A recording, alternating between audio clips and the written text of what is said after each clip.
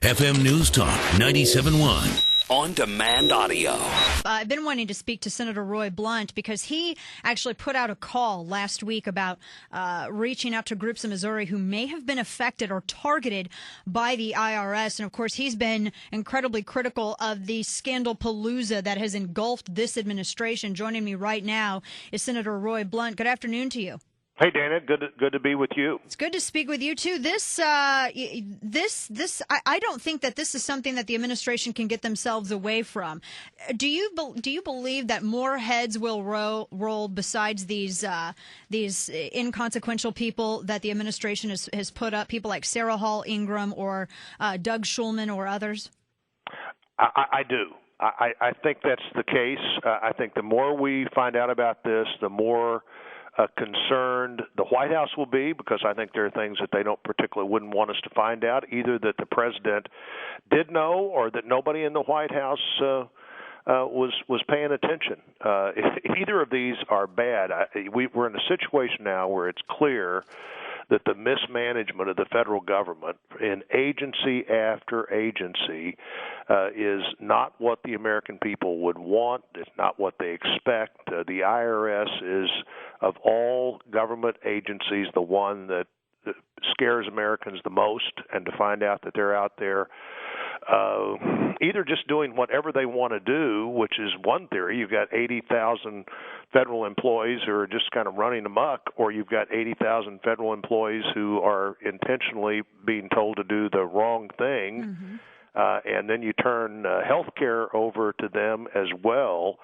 There are a lot of problems. I personally think Benghazi continues to be a big problem. I think the regulatory agencies are almost all a big problem, but I think this is the one that will resonate with the American people. Interesting today, there was a story that came out today that Lois Lerner, the person who talked about this at a bar association meeting, actually asked one of her friends in the audience to ask this question. Now, I thought that was very interesting news, that the lady who supposedly let this information slip out before the IG report on Monday, who let it slip out on Friday, clearly was there to try to get a jump on the bad news that the administration knew was coming. Yes, and this is there's so many facets to this, because we're learning that over 500 some odd groups targeted by the IRS. I mean, this is just one in a number of scandals. We're learning that with the Department of Justice targeted multiple reporters, not just at the Associated Press. Then we have the emails with Benghazi and so on and so forth. Looking at the IRS scandal, you put the call out that wondering whether or not any groups or individuals in Missouri, if they had been targeted, to let you know. What have you heard back since putting out that appeal? We have 2 or 3 groups that we're now looking at specific questions from them about. Other Missouri groups that either decided not to do this because they heard that people were having a hard time, or a few of our groups in Missouri got their IRS status before this all really started. In 2009, 2000, maybe early or late in 9, maybe even early in 10. But this was clearly a problem, and it wasn't a problem for the groups that were on the other end of the political spectrum.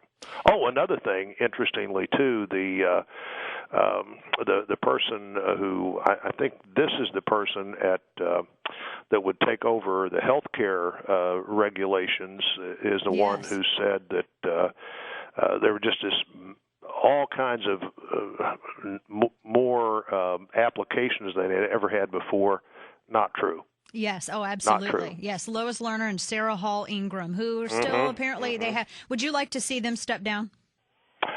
I wouldn't have thought that until the last couple of days, but it's beginning to look like that. I was really one of the very first people to call for the IRS commissioner to step down, and the final thing that moved me over the top on that one, and I've called for it at a leadership press conference very early on Tuesday of last week, which was when I found out that after he knew about this over a year ago, he was still refusing to answer inquiries on this topic or giving misleading answers to members of Congress, even before a House Ways and Means Committee. I think there's plenty to find out here, and my view is there's no reason to rush through it or to reach conclusions that aren't supported by the facts. There's plenty of facts out there to be found, and one thing I don't want to see happen is the White House begin to convince people with any real basis that, hey, they're just rushing to conclusions or this is a trumped-up hearing. I know that the president's spokesman yesterday talked about these being partisan fishing expeditions and trumped-up hearings. Yes. The hearing tomorrow in the Senate is chaired by Max Baucus.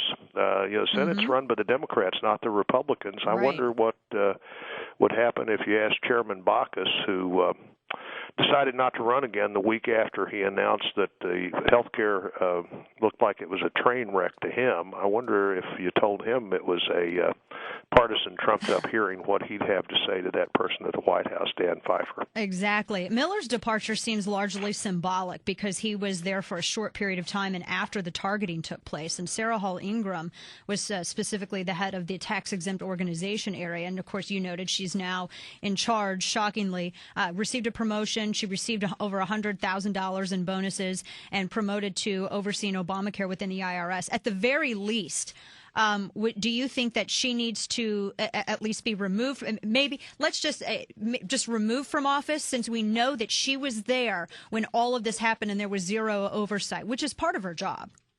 Well, it is part of her job, and she's responsible for the things that happened literally on her watch. She's even more responsible as she begins to give reasons for this that clearly were not the real reasons.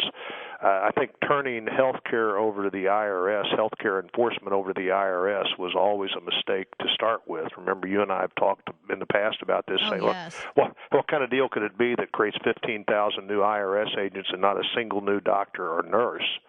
I would think that her work at IRS is substantially under question right now, and I think several more people will leave before this is over. You know, if the White House counsel